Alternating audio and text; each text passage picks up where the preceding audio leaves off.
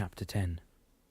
Hurrying down the corridor leading to Dan's room, Dante noticed Dr. Sanders talking to one of the nurses and immediately wondered what was happening. Although it was past 9:30, he hoped that Dan hadn't been transferred yet. He had promised to drive Malou to the clinic following the ambulance. He neared the room, turned his head to look through the windows, and was surprised to see Heath standing beside Dan's bed talking to Malou. "What is he doing here?" he asked himself silently. "Excuse me, sir, but there's no visitors allowed," Natalie said as Dante was about to push the door of the room open. "Oh, I'm sorry," Dante replied, letting go of the door handle, "but I promised to take Mrs. Politano to the clinic." "Yes, very good idea, I'm sure, but you see, sir, we won't be transferring Mr. Politano just yet." "Yes, very good idea, I'm sure. But you see, sir, we won't be transferring Mr. Politano just yet," Dr. Sanders interrupted. "And why is that?" Dante asked, wondering now if anything else was wrong with Dan. "I think it would be best for you to wait in the visitors' room, sir, and I'll let Mrs. Politano know you're here." "I think it would be best for you to wait in the visitors' room, sir, and I'll let Mrs. Politano know you're here," Natalie suggested helpfully. "But can't I just go in and let her know?" "Are you a family member?" Dr. Sanders asked. "Just about like one. I live with the family," Dante replied, getting impatient. Dr. Sanders was about to say something when Malou came out of the room. She had seen Dante through the window. "What is going on, Doctor?" she asked, visibly annoyed. "Nothing to worry about, Mrs. Politano. Nurse Pina was just going to show this gentleman to the visitors' room." "But he's like family. He can come in for a few minutes, I'm sure." "All right then, but only a few minutes. After that, I'd like everyone out of the room, okay?" Dr. Sanders said decisively. "Okay, Doctor, no problem," Malou replied, grabbing Dante's arm. "Come on, let's go in and I'll tell you what's happening, okay?" "Sure," Dante said, looking up at Dr. Sanders curiously before entering Dan's room.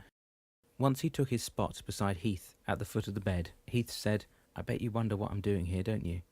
"Yep, I sure do. What's going on?" "Heath found Dan's amulet," Malou said after she had taken her husband's hand in hers again and nodding to the dream catcher around Dan's neck. "That's what's going on." "Where on earth did you find it?" Dante blurted, turning his face to Heath. "In the car. It was wedged between the front seat and the armrest." "Wow, and no one noticed it. Talk about luck." "Yes, but that's not all that's happening, Dante," Malou said.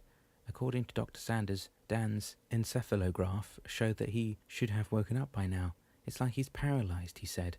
"So he's going to run some blood tests and see if he's been poisoned with a paralytic drug of some sort." "That sounds serious," Dante said. "But who would have poisoned him? I mean, he was in a coma when he arrived, and then no one could give him any food or drink. So how could it have happened?" "Dr. Sanders reckons that the poison was injected through his IV drip," Malou replied, looking up at the apparatus beside Dan's bed. "They've now changed everything, and they are going to test the content of the IV bag too.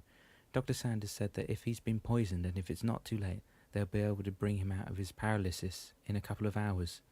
"That sounds great, but what do you mean by if it's not too late?" Dante asked. "What Malou is saying," Heath answered, "is that if the poison was injected not too long ago, their antidote will counteract its effect." "Are you telling me someone is out to kill him? But why?" "No, Dante, I don't think anyone is out to kill him," Malou said. "Just slow him down." "But why?" Dante repeated. "Dan's never been cheating anybody or done anything wrong." "You never know what crazed people would do, Dante," Malou put in. "But now that we know that he's not in a coma, and that something can be done to bring him out of the paralysis, let's concentrate on getting him out of here as soon as he's responding to the treatment." "But why would you do that, Malou? He still needs to heal." Malou shook her head emphatically. "No, Dante, if there's someone around this hospital putting poison in people's IVs, I don't want him to stay here a minute longer than he has to, after he's awake." A half an hour later, and after Heath had gone to fetch some clothes for Dan to wear when he would be discharged, and Dante had decided to go to the shop to tell Raphael what was going on, Malou sat down in the chair, touched her amulet, and said to Dan, "All right, sweetheart, it looks like we're going to make it to the drugstore after all." Not getting an answer, Malou stood up and went to take Dan's hand in hers. She wondered why he wouldn't or couldn't speak to her all of a sudden. "I bet that cat is up to no good again," she thought. A moment later, Dr. Sanders came in and said, "Well, Mrs. Politano, I've got good news for you. The blood test came back positive for paralytic poisoning, and Nurse Pina is getting the antidote as we speak. Once she's introduced it to the IV drip, your husband should be awake and talking within an hour, and probably be mobile a couple of hours after that." "That's good news indeed, Doctor, but one thing still concerns me." "What's that, Mrs. Politano?" "Well, two things, actually. The first is really an issue that needs to be addressed by your hospital. My husband has been poisoned while under your care, and although I'm sure you've got nothing to do with the injection itself, I would like to know how a criminal could enter my husband's room unnoticed." "Let me stop you right there, Mrs. Politano. I'm sorry, but we don't have security surveillance cameras in the hospital, not as yet, and until we do, the nurses and staff cannot keep an eye on every room at 24 hours a day." "I understand that, Doctor, but obviously something needs to be done in regards to security around here." "I cannot agree more, Mrs. Politano, and believe me, I will report this case to the Board of Administration as soon as possible." He paused and looked at Malou fixedly. "But you said there was another matter that concerned you. What was it?" "I just wanted to know when I could feasibly take my husband home. I would prefer if he was with me while he heals of his fractures, than leaving him in here alone, when obviously there's someone here out to do him harm." "Again, Mrs. Politano, I quite understand your concerns, and if your husband's fully mobile by the end of the day, I don't see why you shouldn't be able to take him home in time for supper." "That's the best news yet, Doctor, and I'm very sorry about pointing out the security issue. But I think this is a serious matter." "Absolutely, and it's one that I, for one, will not ignore." When Natalie came in with the antidote, she was all smiles. "You see, Mrs. Politano, I am really pleased that you told us about your husband being aware of what was going on around him," she said, while injecting the content of a syringe into the drip tube. "But how did you know?" "It's just the beeping of the heart machine that seemed to change every time something happened around Dan. Like when somebody entered the room, the beeping was quicker, and then every time I took his hand in mine, it beat faster again. So I thought that if he was in a coma, he wouldn't react like that. And I'm very glad that you did notice, because the drug that was poisoning him could have been lethal if it continued to invade his metabolism. As it is, his brain functions haven't been affected, and he should be back to his old self in no time now. Can I ask you what type of poison it was? I don't know if you'll believe me, but this poisonous substance is basically nutmeg." "You're right, I don't believe it," Malou agape.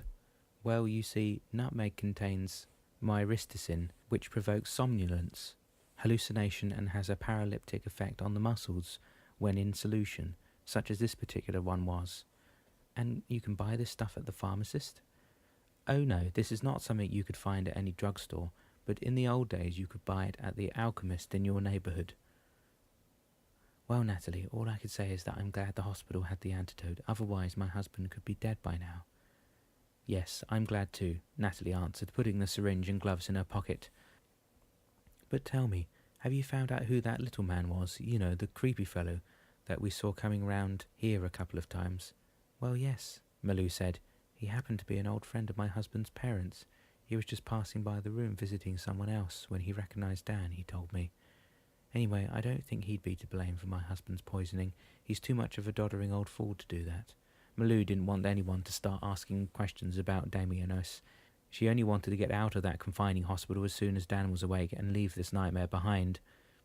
"I'm glad to hear that, but if you happen to see him again, maybe you could ask him if he knows about the myristicin, and maybe he would know where you can buy it these days." "Sure, I could ask, but I don't think he's still in town. But do you really think he would have something to do with this?" "I don't really know what to think, Mrs. Politano, but the way he appears and disappears is a little too weird for me, to tell you the truth." "Yeah, I know what you mean." Malou looked at Dan and wondered if the cat was still in the room at that moment. "If you are, you should be pleased with me, dear Damianos. I've told everyone now that you're not to blame for this, but we all know you are, aren't you?" She touched her dream catcher. "Don't sneer, Mrs. Politano, it doesn't suit you." Malou heard Damianos' voice in her mind and practically choked with fear. "I've heard everything you've said, and your dream catcher won't prevent me from invading your thoughts or those of your husband. Remember that." It took the better part of the morning for Dan to open his eyes and finally move his mouth to speak.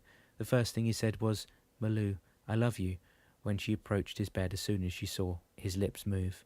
"And I love you, sweetheart, and Heath is on his way with some clothes for you so we can get you out of here this evening. Yes, I heard Dr. Sanders when you talked to him.